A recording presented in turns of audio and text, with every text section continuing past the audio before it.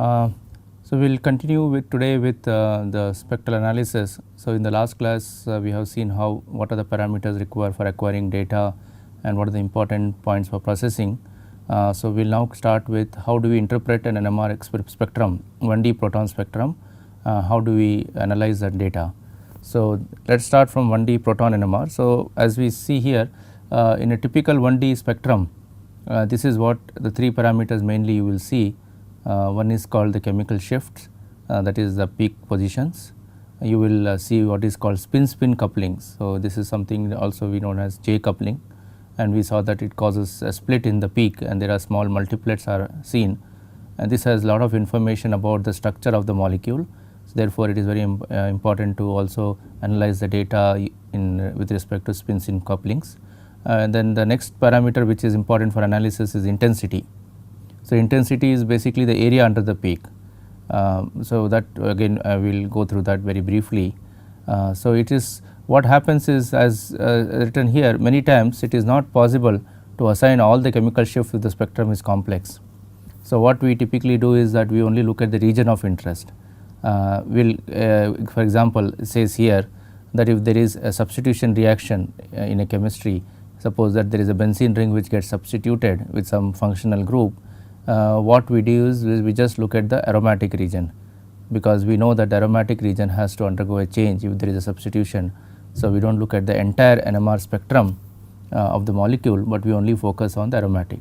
So basically the idea here is that if you have an unknown compound, then of course you have to look at the full NMR spectrum and you have to analyze the full data.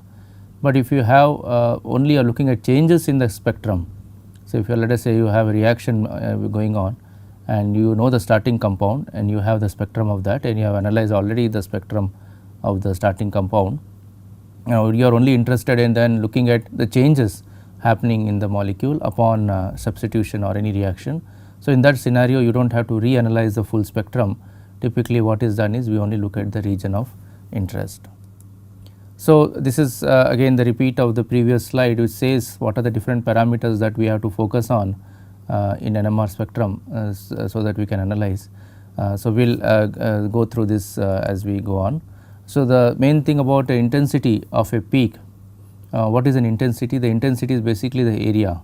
So area which is proportional to the number of hydrogens that generate the peak.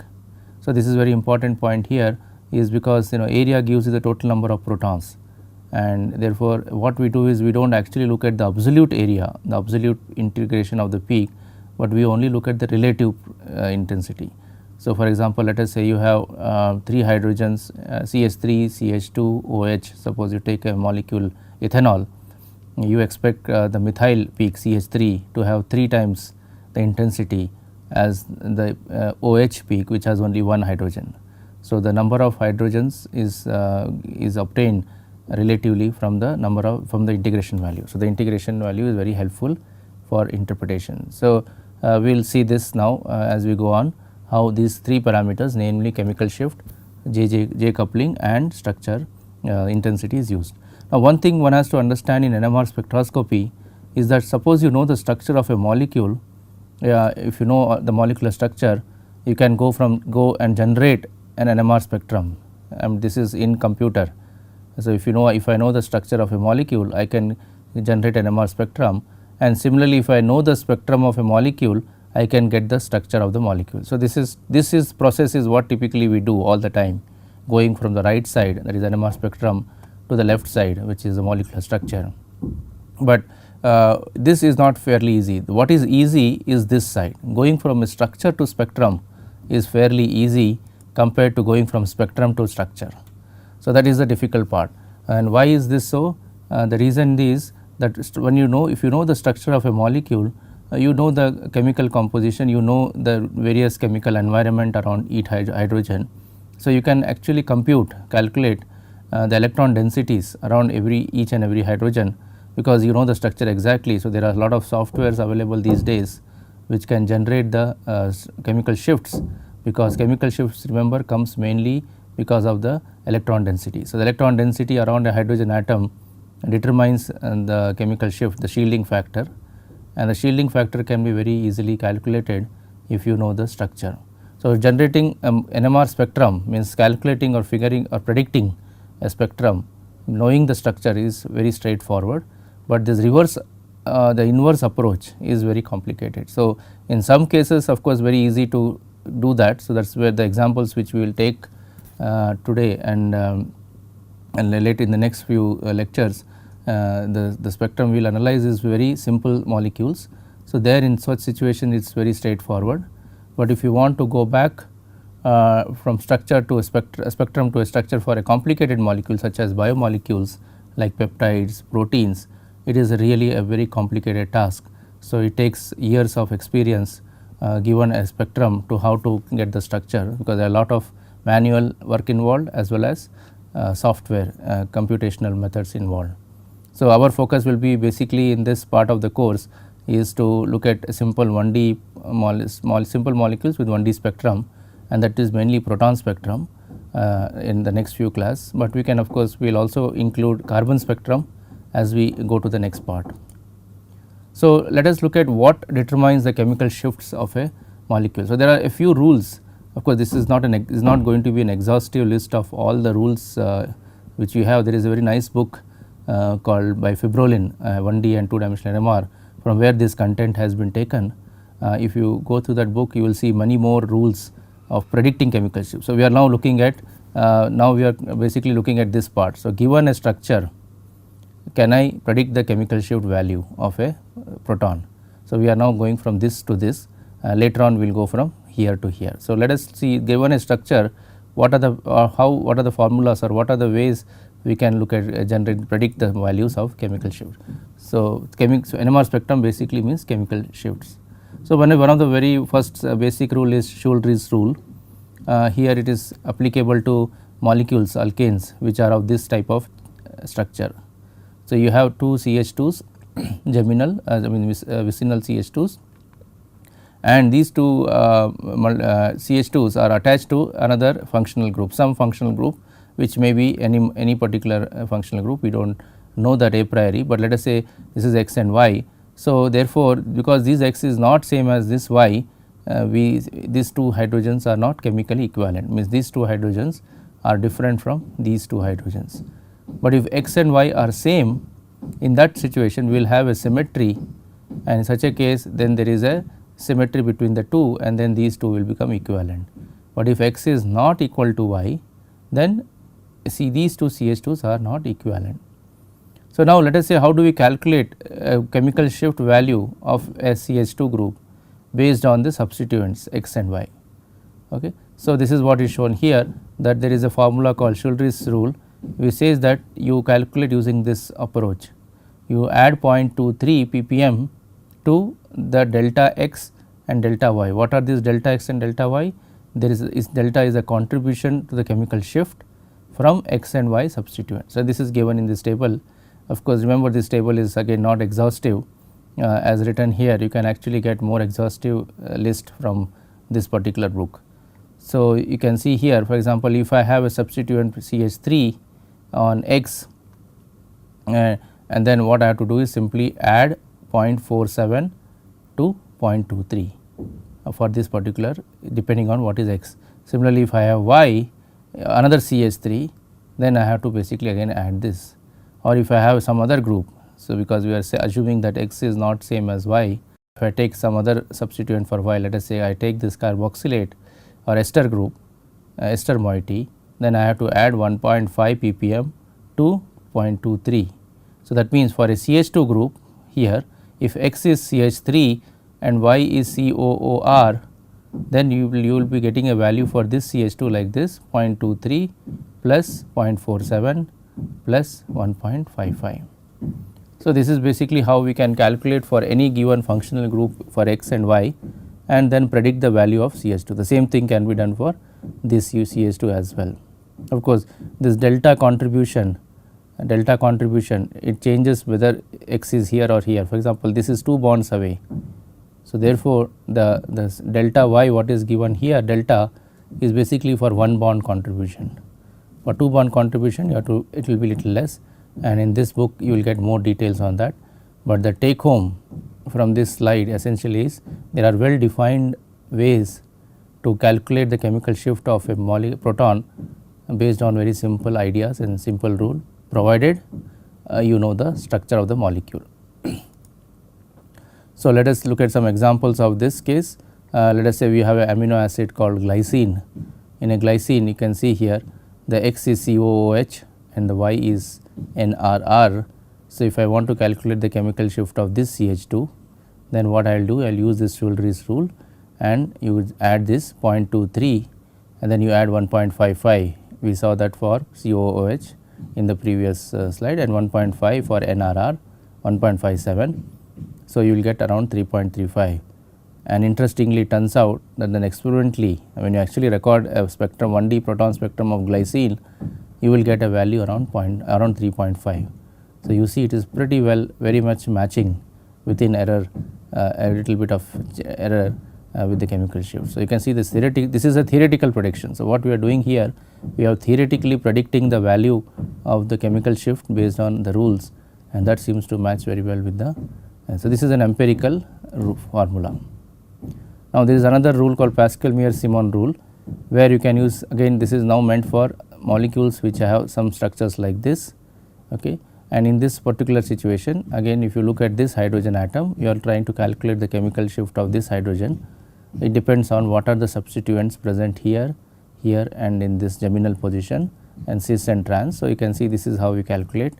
You take you add 5 point, this is a constant, take a 5 point, all these are derived empirically based on the observed spectrum and a large database, large number of molecules spectrum which were recorded, and then from there it has been calculated. So, again this is taken from this book by Horst Fibrollin, and that book has many more details, substituent values given.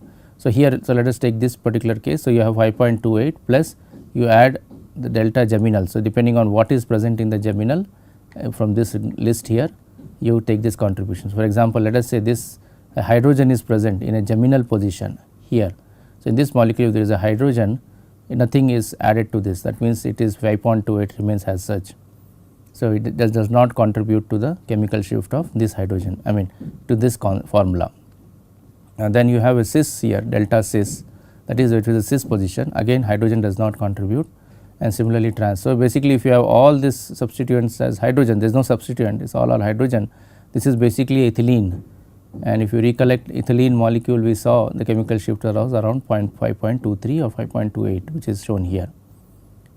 Okay. So, that is a pure ethylene, but now you start substituting different functional groups, then you have to use this table to calculate the contribution of each of these groups to the total chemical shift value.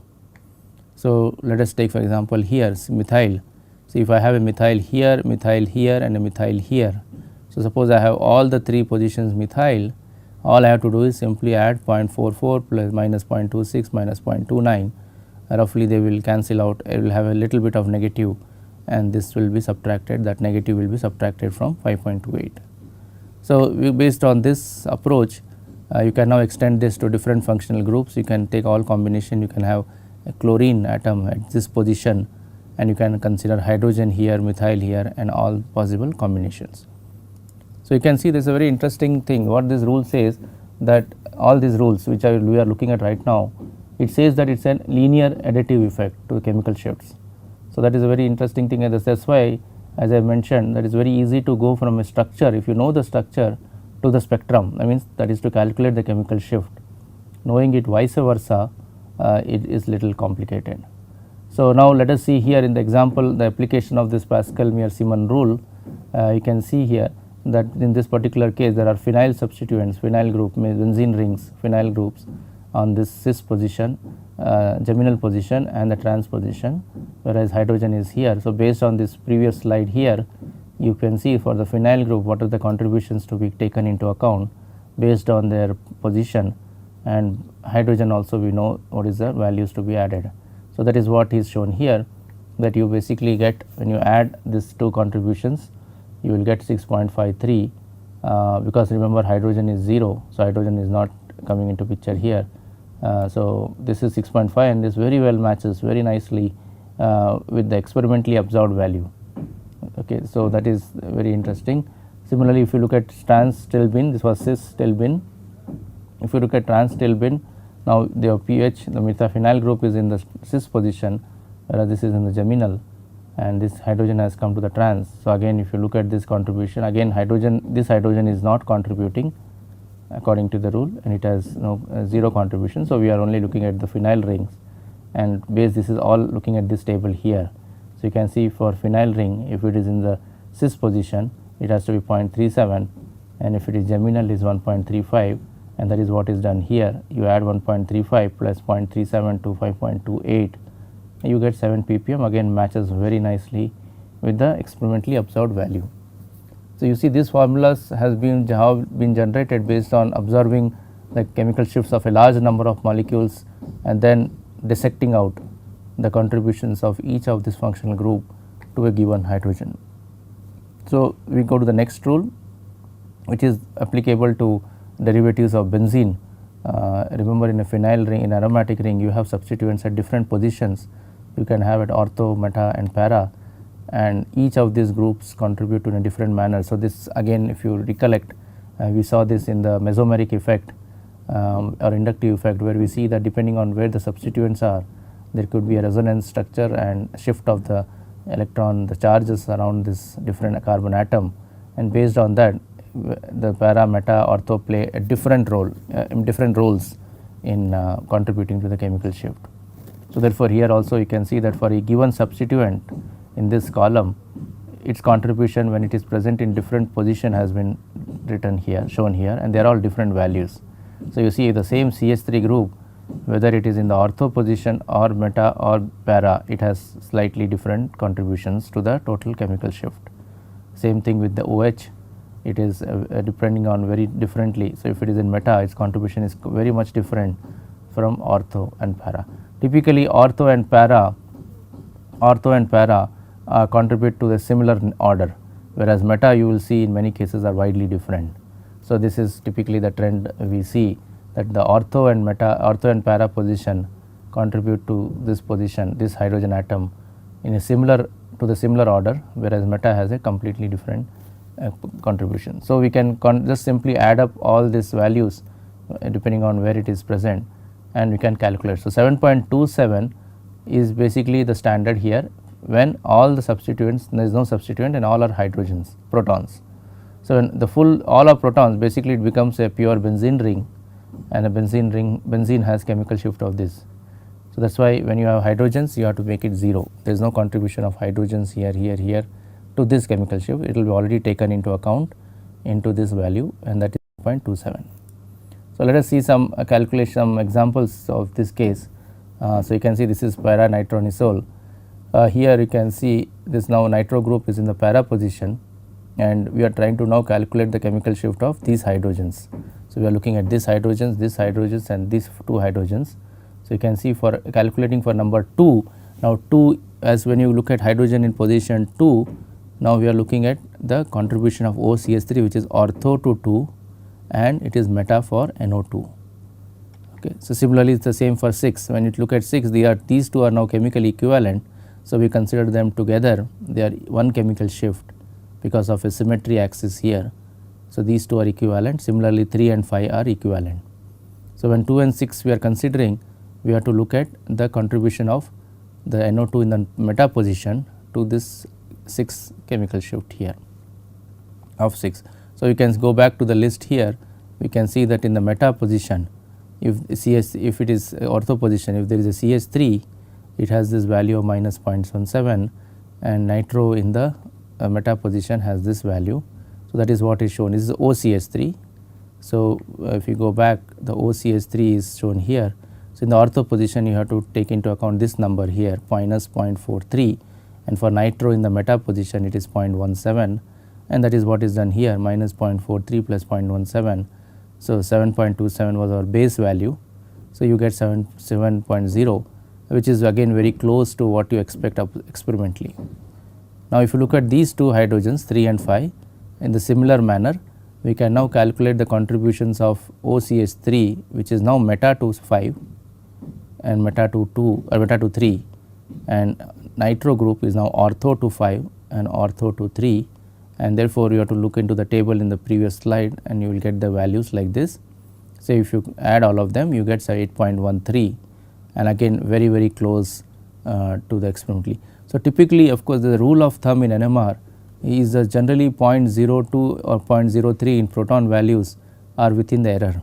This you can probably consider it as slightly away from the experimental value, is about 0.12 ppm, but remember in a proton 0.02 is really close, you can't get better than this because the error value in measuring based on the line width and so on, and again depends on the spectrometer we use, typically 0.02, 0.03 would be the best resolution or good resolution which you can expect to get in a NMR experiment spectrometer. So, now that is basically how we look at analysis of 1D NMR spectrum. As I said, if you want to look at, so what we saw in the previous slide, what basically all the different formula rules, I only showed about 3 rules. There are, as you would say, the n number of rules which we will not be able to cover in detail each and every rule in this course.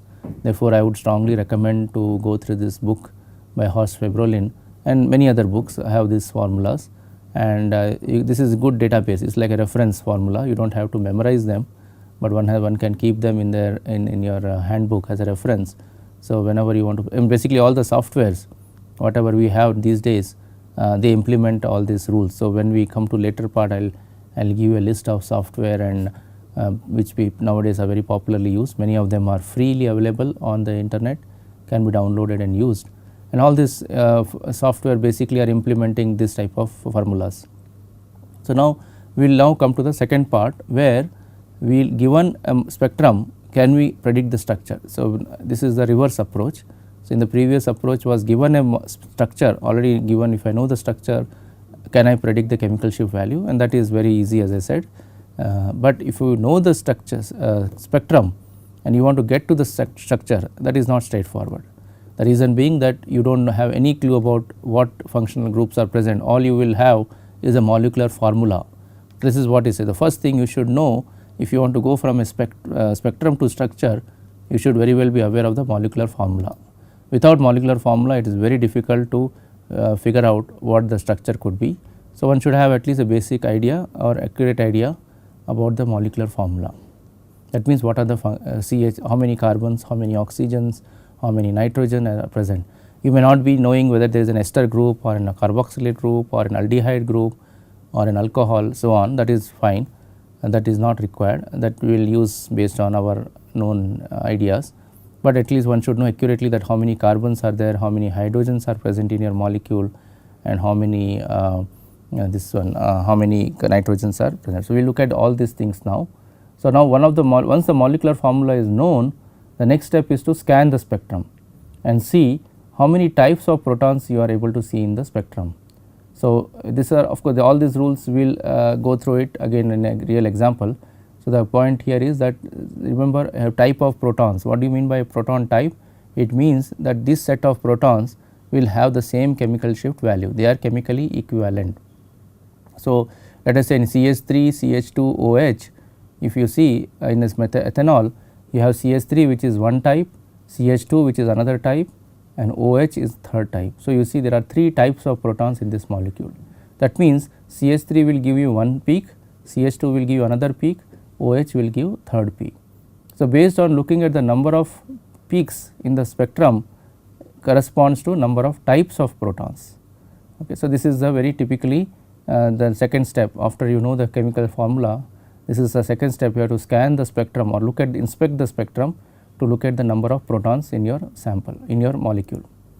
Then once you know the number of protons, what you have to do is next start analyzing the J coupling pattern. Okay. So, J coupling pattern is very important because J coupling tells you the nearby number of hydrogens. For example, in CH3, CH2, OH, again taking the ethanol, you see that in CH2 we will have a quartet because of splitting of because of the 3 protons. Methyl CH3 will have a triplet because of 2 protons, and remember all this triplet, quartet and all etc. is coming from the Pascal's triangle which we saw in the last few previous classes. We will go through that again quickly. So, analyzing a J coupling pattern is very important next step. So, first you know the number of protons present in your molecule, then you look at the J coupling pattern, and then once you know these 2 things, The next step is basically now looking at the integral or area of the peaks to get the number of protons for each peak. And this is very important because now next thing is, once you know the number of protons, types of protons present, you need to know how many protons are present in each type. So, let us again take the example of ethanol, which is CH3 CH2OH. In that molecule, CH3 has 3 protons, CH2 has 2 protons and OH is 1 proton. So, you can see if you look at the integral, you should expect to get integration like 3:, relative integration. Remember, we are always talking about relative in NMR, is 3:2:1. Okay. So, relative integration now helps you to know that how many protons are present in each type, and that information is very useful because unless you know the number of protons of each type, you will not be able to figure out whether the total number of protons are matching with your molecular formula. So, remember, the molecular formula gives you the total number of hydrogens in your molecule, and that should match with the total relative peak. So, for example, again coming to this 3:2:1, that means I should expect 6 protons, 3 plus 2 plus 1. And so, in CH3 CH2OH there are 6 protons.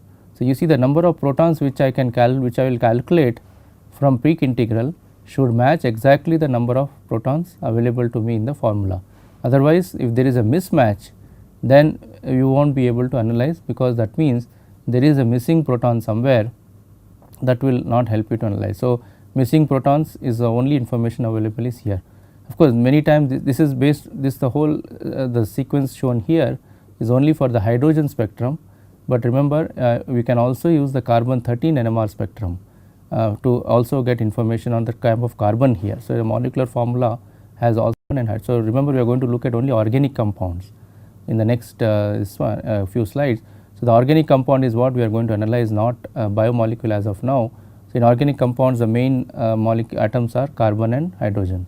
So, carbon spectrum is also an essential, but at this stage in the next class we will see that how we can use mainly based on proton spectrum to get from the structure molecular spectrum, the spectrum of the molecule to the structure. And from that itself, for very simple molecules, a hydrogen spectrum is sufficient to do that, but the carbon spectrum also is useful when you go to more complicated molecules. So, we will see this in the next class, how hydrogen spectrum can be analyzed based on these rules.